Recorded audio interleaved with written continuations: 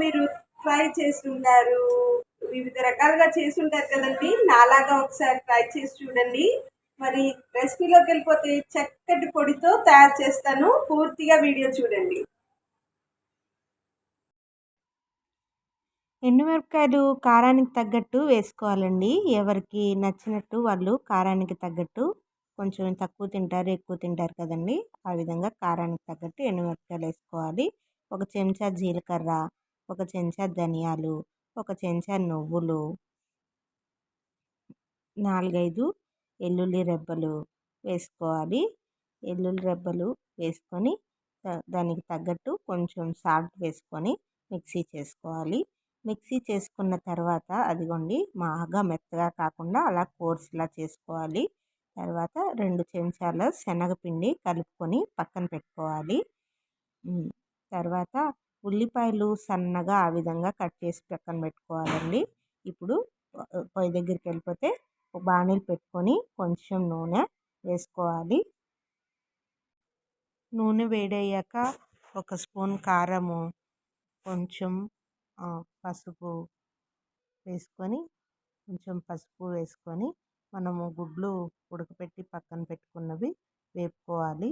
Medium సిమ్లో పెట్టుకొని కొంచెము మనము అవి ఫ్రై చేసుకోవాలి. నెమ్మదిగా ఫ్రై చేసుకుంటే చక్కగా ఫ్రై అయిపోతాయి.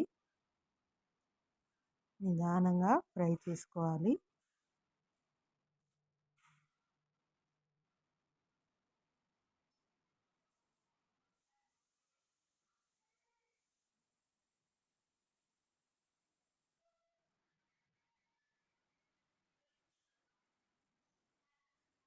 అలా ఫ్రై చేసుకున్న వాటిని ఒక ప్లేట్లోకి తీసేసుకోవాలి.